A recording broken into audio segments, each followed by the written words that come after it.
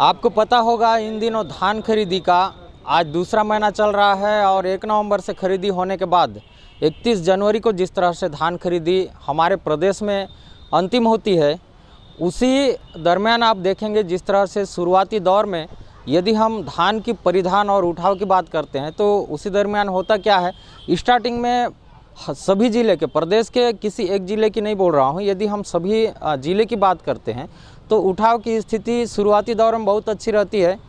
कहीं कहीं नज़दीकी जो खरीदी केंद्र है वहाँ से 15 किलोमीटर की जो दूरी होती है एनआईसी से, वहाँ सीधा जो डीओ कटने का है वो नियमित रहती है। लेकिन हम यदि दूसरे महीने की बात करते हैं, जिस महीने में अधिकतर धान का आना भी शुरू हो जाता है और किसान लोग अधिकतर टोकन कटाने भी आते हैं और किसान लोग अधिकतर धान बेचते हैं।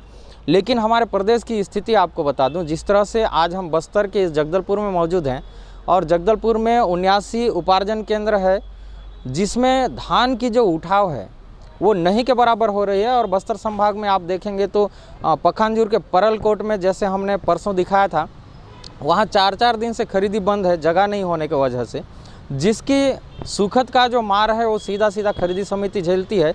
और दुनिया भर की FIR से जैसी कई परेशानियों का सामना करना पड़ता है खरीदी समितियों को और खरीदी प्रभारी मैनेजर को। आपको बता दूं, धान खरीदी एक अहम मुद्दा होता है जिसको वोट बैंक बनाकर सरकार सत्ते में आती भी है और सरकार सत्ते से जाती भी है।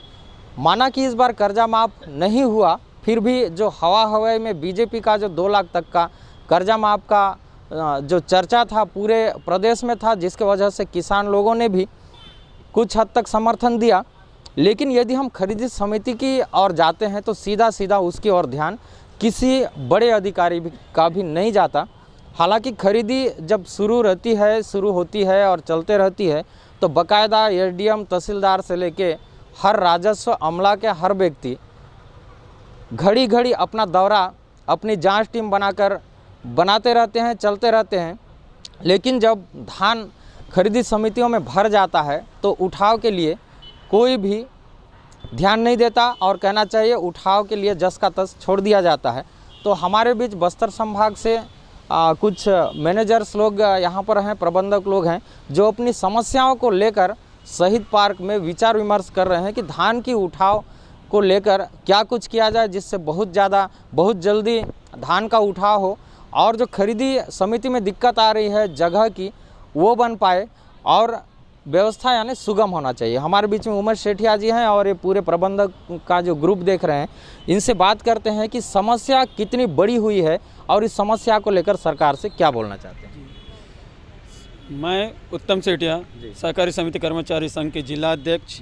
हमारे बस्तर जिले में 79 केंद्र है। 79 केंद्रों में 16,000 किसानों के द्वारा 92,633 टन की खरीदी हो चुकी है, जिससे मिलर्सों के द्वारा 24,000 टन की उठाव किया जा चुका है। और खुले आसमान में हमारे 79 केंद्र में लगभग 67,000 आसपास की टन में धान खुले में पड़ा हुआ है, जिसकी सुकत की संभावना ज़्यादा बढ़ती जा रही है। और धान की स्वाभाविक गुण है जो सूखते ही जाता है। तो इस बीच में अनुबंध मिलर्स बहुत ही कम है हमारे बस्तर ज़िले में और उस मिलर्स की उठाव की गति बहुत धीमी है।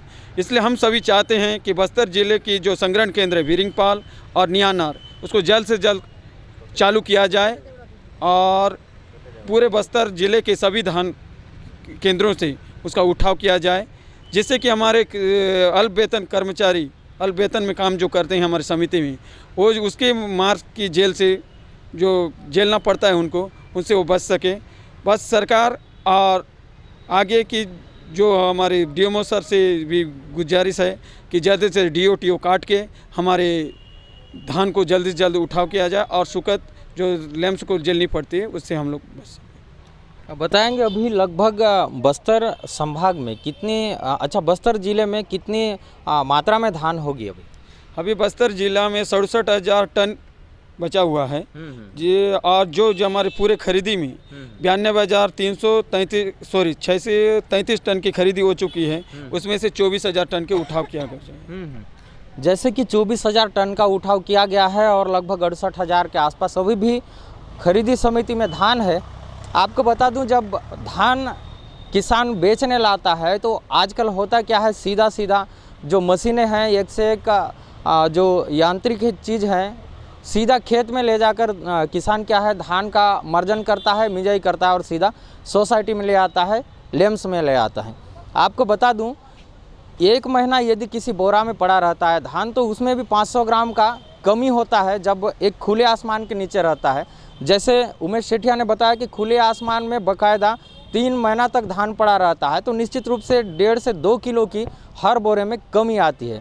आप प्रैक्टिकल के रूप में देख सकते हैं, खुले में धान को रखिएगा और 2 महीना बाद आप उसको फिर से तौलते हैं तो उसमें भी बोरे में कम धान का वजन आता है।